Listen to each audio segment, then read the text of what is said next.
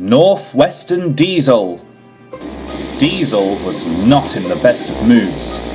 After he had played a trick on Fergus that he was no longer the pride of the cement works, the Fat Controller had caught him out and had sent Diesel to work at the smelters. Diesel hated every single moment of it. The Ironworks brothers Harry and Bert didn't make things easier for him. Diesel was pleased when his work at the smelters had come to an end. The Fat Controller immediately sent him back to the other railway in disgrace. But this time, when Diesel came back to the mainland, he did not get the usual homecoming he expected. When Diesel arrived, the mainland controller was waiting for him.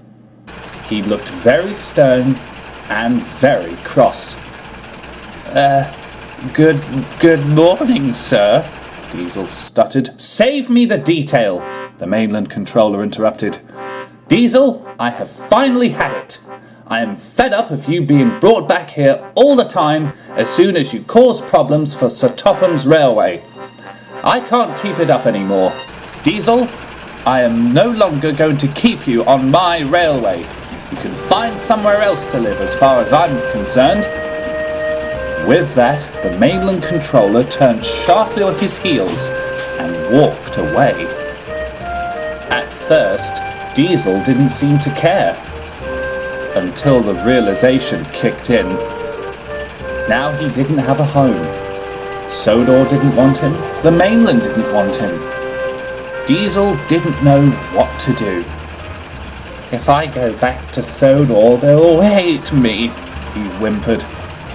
"And if I stay here, they'll hate me even more." Instinct told him to go back to Sodor. He wasn't sure, but he gave it a try. Diesel arrived at the fuel depot. He was feeling very lost and very sorry for himself. Just then, Mavis, the Diesel who worked at the quarry, came over.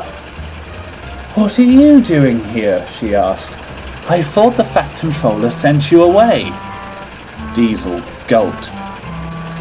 He was secretly pleased to see Mavis and told her everything. When he'd finished, Mavis's heart sank. "Oh, Diesel," she said, "I am sorry." "Don't bother talking to the Fat Controller about it," said Diesel. "I know now where I'm not wanted." Before Mavis could say anything else, Diesel rumbled away.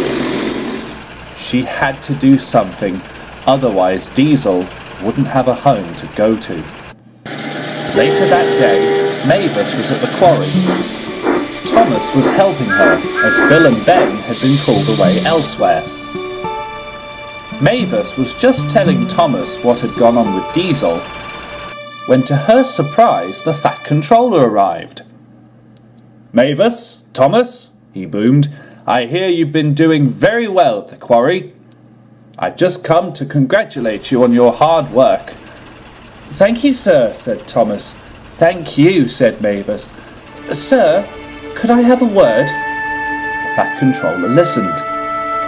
By the time Mavis had finished explaining about Diesel, the Fat Controller first looked concerned. "I know I've sent Diesel away many times," he said, "but seeing as now the mainland doesn't want him, it leaves me with no choice." What he said next made Thomas very shocked. But Mavis smiled. She knew that Diesel was going to have some good news finally come his way. A few days later, Mavis was resting in her shed at the quarry when a horn sounded. Diesel backed into the shed next to her. "You're looking happier," said Mavis. "The Fat Controller has made me a Northwestern engine," Diesel beamed. "I know," said Mavis. She gave a knowing smile. Diesel gasped. "You did this for me?" "Of course I did," said Mavis.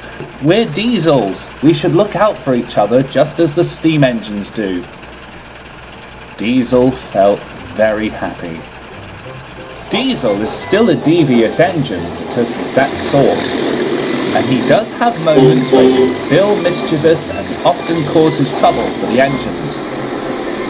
But considering the fact that he was saved from the other railway and now a northwestern engine, Diesel is secretly happy that he finally has a railway he can call home.